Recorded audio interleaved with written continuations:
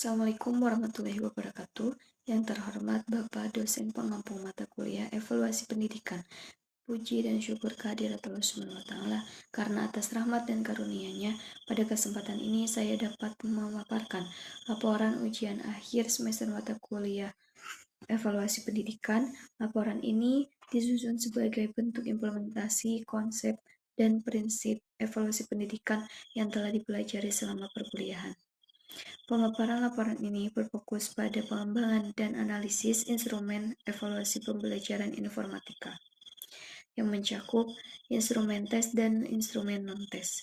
Instrumen tersebut dikembangkan berdasarkan capaian pembelajaran, alur tujuan pembelajaran, serta tujuan pembelajaran yang diuji coba dan dianalisis kualitasnya mulai indikator tingkat kesukaran, daya pembeda, kualitas distraktor, serta estimasi reliabilitas instrumen afektif.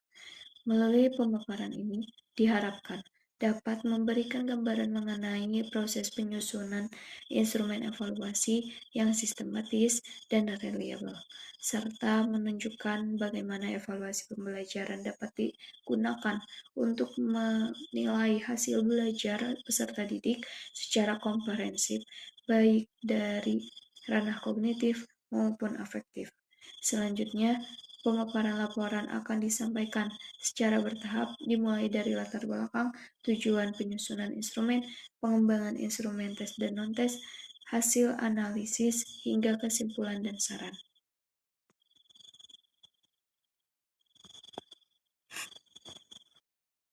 Pertama, membahas mengenai latar belakang, di mana evaluasi pendidikan merupakan bagian integral dari sistem pembelajaran yang berfungsi untuk mengukur ketercapaian tujuan pembelajaran secara objektif dan sistematis.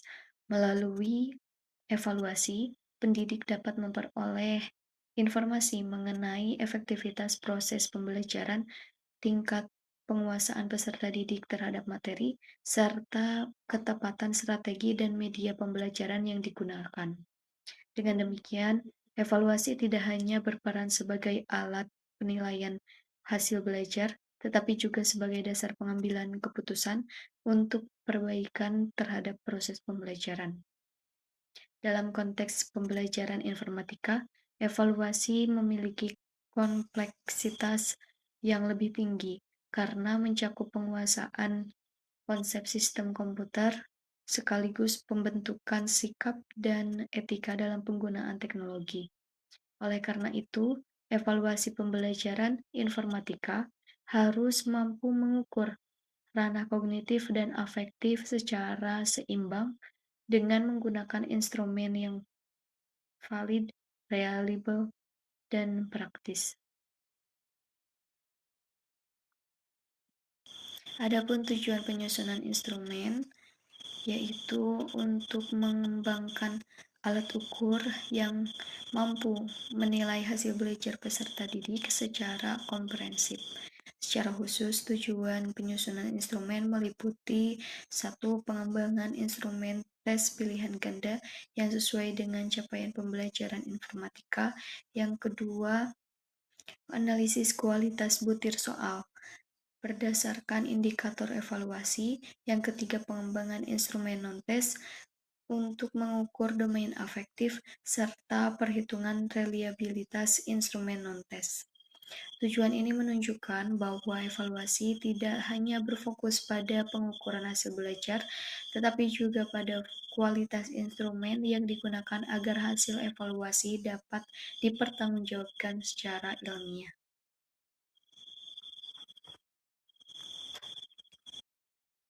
Pengembangan instrumen tes dalam bentuk pilihan ganda yang disusun berdasarkan capaian pembelajaran atau CP dan alur tujuan pembelajaran atau ATP pada mata pelajaran informatika. Materi yang diajukan mencakup konsep sistem komputer, klasifikasi perangkat keras dan juga perangkat lunak, fungsi CPU, memori, serta perangkat input-output. Penyusunan soal mengacu pada level kognitif C2 hingga C3 dalam taksonomi Bloom, sehingga soal tidak hanya mengukur kemampuan mengingat, tetapi juga kemampuan pemahaman dan penerapan konsep dasar. Dengan demikian, instrumen tes diharapkan mampu mengukur penguasaan konsep secara lebih bermakna.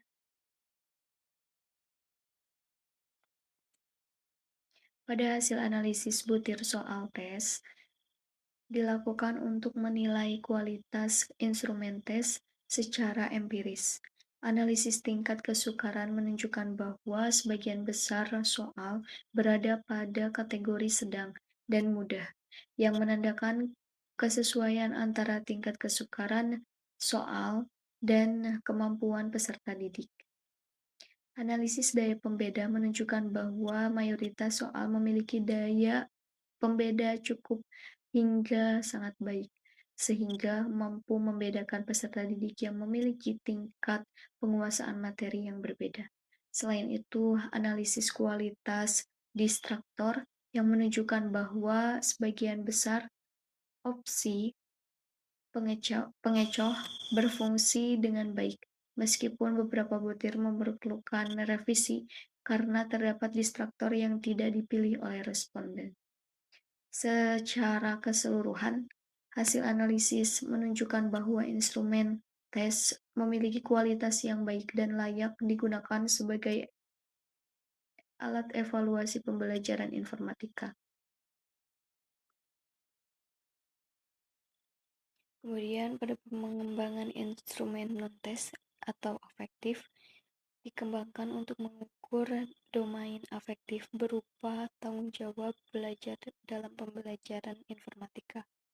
Instrumen ini disusun dalam bentuk angket skala Likert 4 tingkat yang mencakup indikator disiplin, kepatuhan terhadap aturan, kejujuran akademik, kemandirian belajar, inisiatif, dan tanggung jawab terhadap hasil kerja.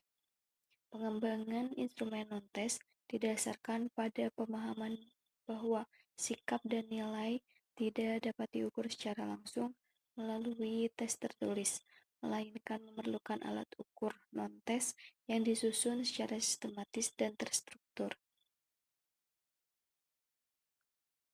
Maka pada hasil uji coba dan reliabilitas instrumen non-tes dilakukan terhadap sejumlah responden untuk memperoleh data empiris mengenai respons peserta didik.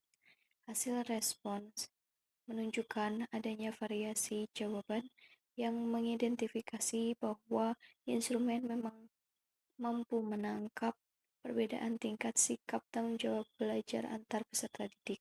Estimasi reliabilitas instrumen non-tes dihitung menggunakan koefisien alpha Cronbach dan menghasilkan nilai alpha sebesar 0,72 yang berada pada kategori reliabilitas tinggi.